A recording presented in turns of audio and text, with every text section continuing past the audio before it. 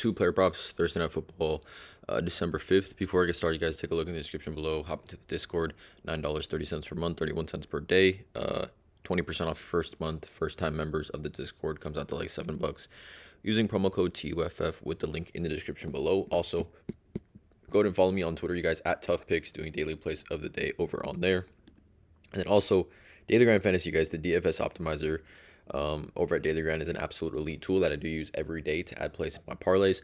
For example, the top play on the board currently for this Thursday Night Football game is going to be Jahmyr Gibbs. Actually, let me refresh this because, again, this does update in real time based on lines moving. So here you go, Jahmyr Gibbs under 16.5 fantasy score, 53.92% odds to hit. Because traditional books don't have fantasy score lines, they take the odds from like their rushing attempts, rushing yards, rushing TDs, receptions, and the DG Fantasy DFS optimizer basically generates what a fantasy score would look like on these different sports books, and then comparing it to PrizePicks, right? So like on FanDuel, Jahmyr Gibbs fantasy score line, if they did in fact offer fantasy scores, would be 14.5. It's at 16.5 on PrizePicks, showing us these type of line discrepancies. You get 25% off your first month over at Daily Grind Fantasy using promo code TUFF with the link in the description below. Again, 25% off your first month over at Daily Grind TUFF. Link in the description below. But let's get into it, you guys. Two player props that I do like for this Thursday Night Football game. Yeah, let's not waste any time. Let's get right into it. First play I'm looking at here is going to be pass yards combo. It's at 508.5 for Jordan Love and Goff. I like the over on this one. Again, this was at 504, bumped to, I think, 506, and now it's at 508. I will play this at 508.5. I'm maxing this at 510. I wouldn't play this over 510 or 509.5, essentially. But I like this play for a few reasons. One, we take a look at this game total. This game total is sitting at 51.5. Indoors in a dome scenario, right, in a dome atmosphere, which obviously should just benefit us as far as teams moving the ball down the field. But like, for example, Jared Goff, hold on, I need to go to his pass yards. I don't know why I'm over on fantasy. Hold on, give me a second. Oh, first of all, neither one of these QBs are really mobile QBs, like running quarterbacks. But Jared Goff, over his last season at home, he was over his pass yards line of 253.5 in 13 of 20 games. And if we take a look here at Jared Goff in 2024, right, he's over this line in 6 of 12, and at home he's over this line in 3 of 6, averaging 255.67 pass yards per game. Again, this is outlier, by the way. You get a 7-day free trial with the link in the description below. But like, for example, just last month he faced Green Bay, and at Green Bay in very tough conditions, and only threw the ball like 18 times at 145 yards passing. But last season at home versus Green Bay, in this same last matchup that these two teams played, 332 passing yards for Jared Goff, 332. And then on the other side, Jordan Love, right? This season he's over this line in 6 of 10 games. This season he had 273 yards passing versus Detroit, and again, a very tough weather game. We're not getting that here tonight, and we know that the Detroit Lions are a pass funnel defense, right? They're very good at stopping the run, very good at limiting types checkdowns to running backs and things like that. 25 in passing yard defense to the quarterback position, right? Extremely pass funnel defense that the Detroit Lions deploy, essentially.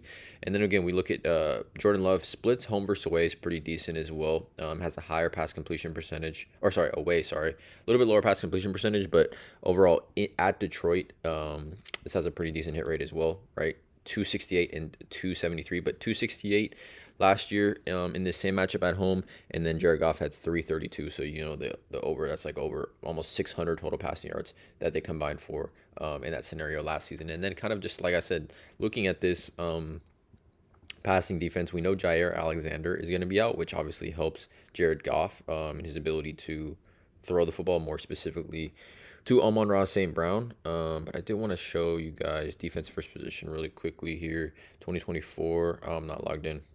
Wow. Normally I'm logged in, but nonetheless, the Lions are a pass funnel defense, like I said, and Jared Goff is actually also elite at home, by the way. If you guys were unfamiliar with Jared Goff at home, you can see here he's got more passing yards, more touchdowns, interception to TD ratio is much better as well. But look at something interesting, right? Quarterbacks this season versus the Packers, right? At home, right? Teams that are playing the Packers, essentially the Packers traveling. We've seen all five quarterbacks throw for 230 plus, 4 or 5 throw for 260 plus, right? Which gives me some upside here in thinking that the Packers defense doesn't travel as well on the road. And again, this game being played in a dome, no weather to be a factor at all. I think anytime Detroit plays at home, I just love the game environment. I just think, given how explosive Detroit's offense is, And with the no weather being a factor being played on turf, just offenses seem to be humming a little bit higher. And then also, quarterbacks game like this season versus the Lions on the road at Detroit. We've seen 4 of 6 quarterbacks throw for 250 plus. We saw Geno Smith throw for 395 and Matthew Stafford throw for 317. Even Mason Rudolph threw for 266. So I mean, we need 509 combo pass yards, right? So we're talking about 255 for someone and 254 for another quarterback. Again, these are kind of on line with what their regular lines are. So I think if I'm playing the combo lines because I do think one of these quarterbacks will get very close to 300 passing yards, in my opinion. Whether it be Goff or whether it be Jordan Love, I think one of them will get very close to 300 passing yards. So if one of them can get close to 300 or exceed 300, I like the other one to at least give us whatever that he would need to get. I don't know. It would be like what, two? If one of them got to 300, what, like 209, 2010, right? Would clear the over for us. So I like this spot a lot for the combo yards prop. I would play this up to 510, maxing at that. Second play here, I'm looking at, it's going to be Tucker Kraft. I do like his over 3.5 receptions, and I do, again, at the time of this video, believe this line will bump to 4 at some point. Again, over on Outlier, you guys, it's currently over 3.5, minus 135, I bet 365. So again, this line will probably end up bumping. I'm trying to get this video out as soon as possible. Like I said, Detroit pass funnel type of defense. Recently, essentially only 3 tight ends this season have gone over this line. I believe, hold on, let me actually see when logging 3+ targets. Actually, should be the correct filter here, just to show some tight ends that have seen a little bit more volume than normal. So yeah, like 4 tight ends, right? Detroit is good at limiting tight ends, but Tucker Kraft in the first game against Detroit in the cold weather conditions had 6 targets for 4 catches, and in that game Romeo Doubs did play, and Romeo Doubs in that game saw 5 targets, and Romeo Doubs is out. Right, Romeo Doubs is out for this game, and we've seen kind of Tucker Kraft this season.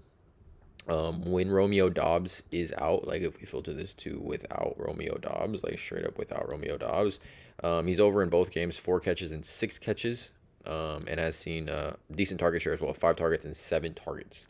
Right, again, pass funnel type of defense that the Detroit Lions deploy. And I mean, Tucker Kraft, he's a player that sees the field a ton. He just plays a ton on the field, and he's actually lining up more recently kind of like in the slot a little bit as well. Even he's played a decent amount of snaps outside. So again, if he can see some snaps there, see some targets there, I think at 3.5, 2 catches per half in a game that has a 51.5 game total, I think there's a ton of upside, right? Like, even if we look at let's just filter this without him. Let's just do 2020. Let's just do his last 10 games. In games where like a decent amount of points are scored here. Like, I guess it doesn't really matter for Tucker Kraft. Nonetheless, I like Tucker Kraft over 3.5 reception. I do think this line bumps to 4. If it does bump to 4, I would maybe pivot and take a look at reception targets for him at 5.5, maybe. I think 5.5. Yeah. So again, 2 player props for this YouTube video. Oh, let me just mention one more thing about Tucker Kraft. Again, dominating the snap count at tight end for the Packers, right? Absolutely dominating. Luke Musgrave's out, and Ben Simmons doesn't really see the field a ton because Tucker Kraft is a good pass blocker. So 2 plays for this YouTube video. Please drop a like, hit that subscribe button, check out all the links in the description below. And as always, let's go.